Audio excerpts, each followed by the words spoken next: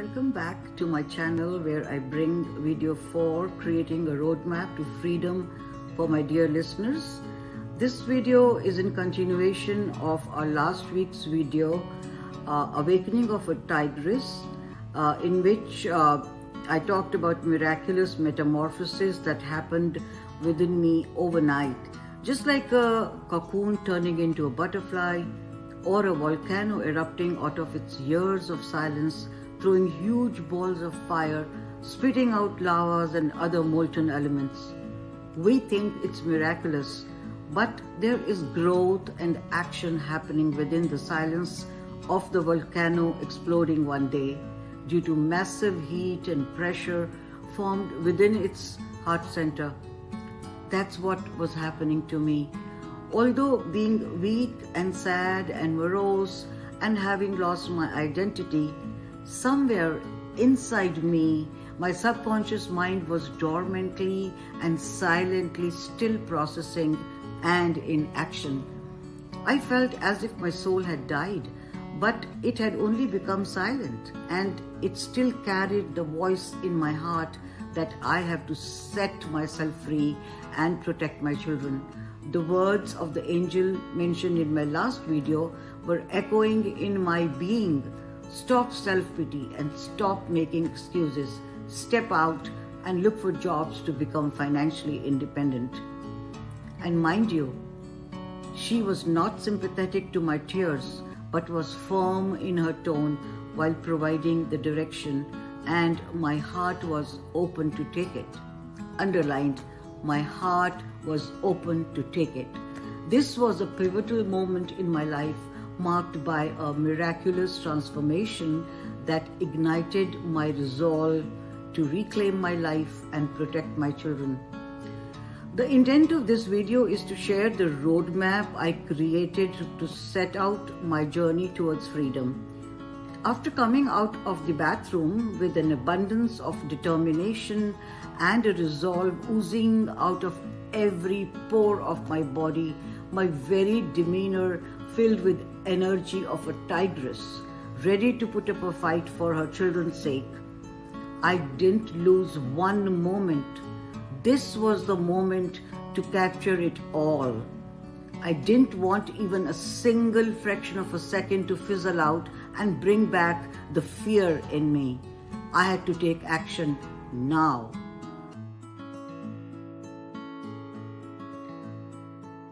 The blueprint of my journey to freedom was very clear in my mind as I had visualized it a few times, just like a movie, a film running in front of my eyes.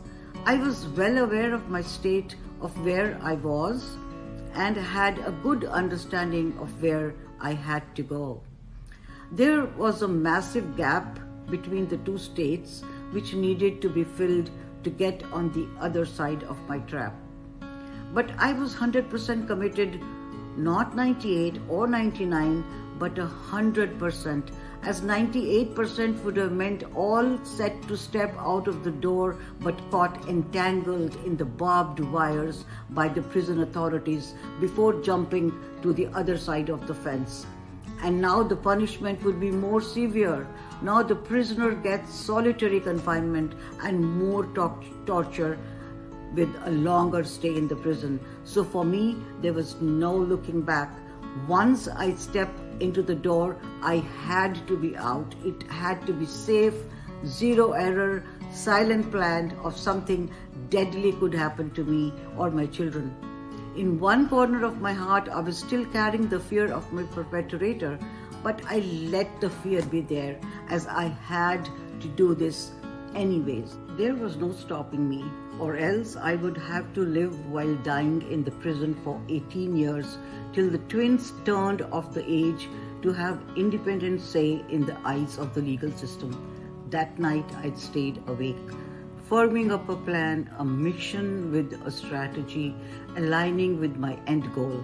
I decided to achieve it by taking small steps one by one without assigning any timelines for the moment. I mapped the journey with milestones I needed to cover. My mind ran through the resources, the skills I needed to reclaim and reignite, or getting stronger in my faith, developing new beliefs and intentions.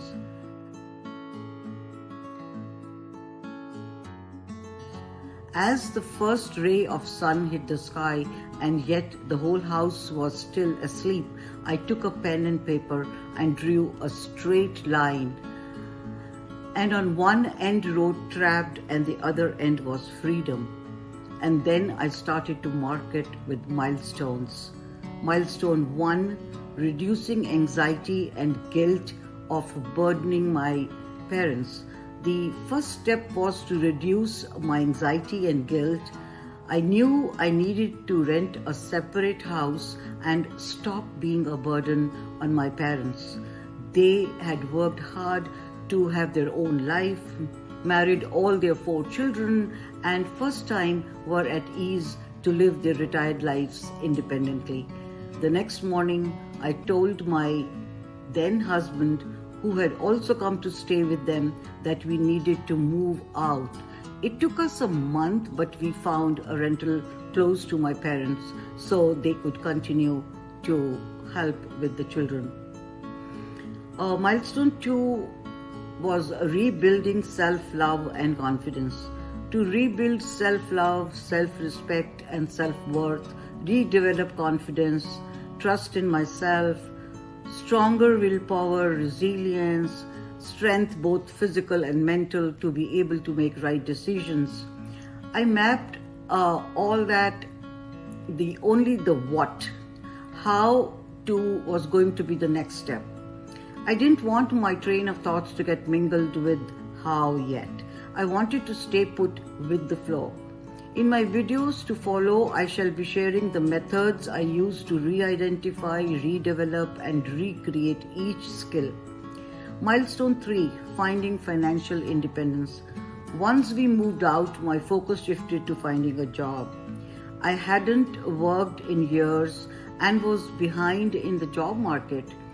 I had tried to do a job when I was back with my parents to provide for my little 6 months old princess, my daughter, least realizing that I was once again trapped in abuse of sexual harassment by yet another man, my boss, 30 years older to me, when I almost looked up to him as a father figure.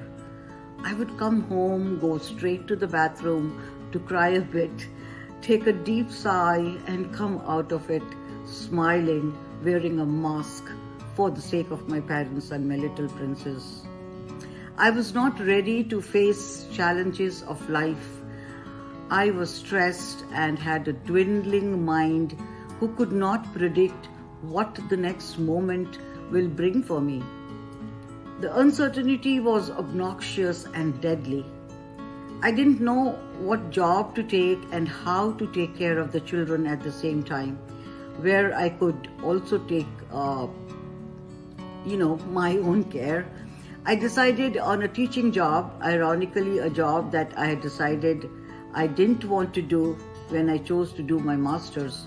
However, for now, this was the best option with 3 children at home, my twins being only 2.5 years old.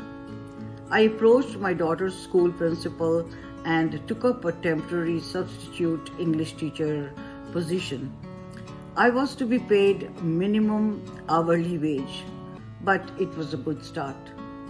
Milestone 3, reclaiming self-identity and continuous growth.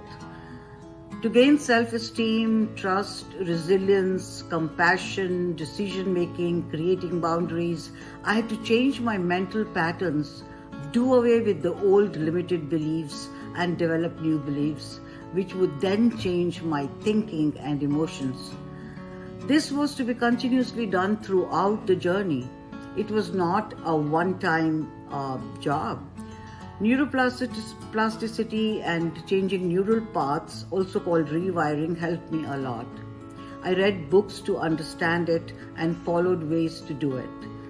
To improve my job prospects, I enrolled in a teacher training program when Universe sent me another mediator to help me forward my resume in a global Fortune 100 company based on my education in social work and doing the personal management course, which was related to human relations. Despite my apprehensions of no work experience in a corporate world, I secured the job with a salary 4 times what the school offered. Step 4 or milestone 4, building personal stability. With financial stability, I focused on my health, consulting a doctor to manage my stress-related conditions. I also established a routine to balance my professional and personal life. Discipline had to be there. A lot of discipline had to be there. I also ensured my children were cared for and were thriving. I was committed to give them the best as I had gotten it from my parents. It was not their fault that they were born in a broken, fragmented family.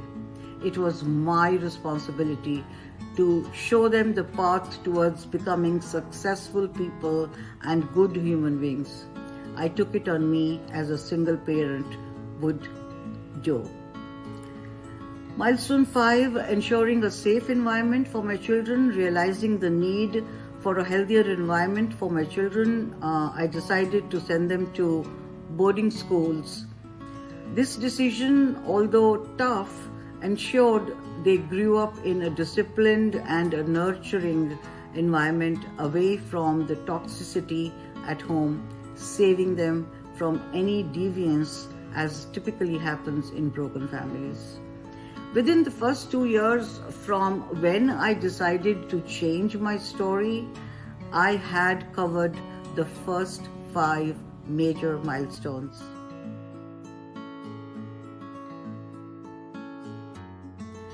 Well, takeaway for my listeners, creating a roadmap to freedom involves identifying immediate needs, focus on reducing immediate stressors and stabilizing your environment, securing financial independence, find ways to support yourself financially, even if it means starting small.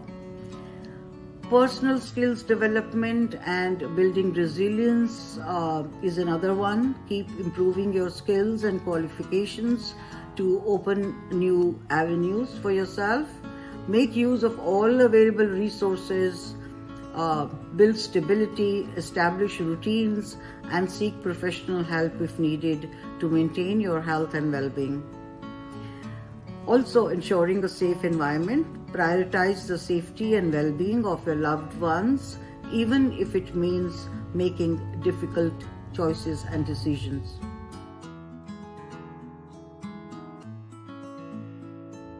Well, call to action. I encourage you to reflect on your own roadmap.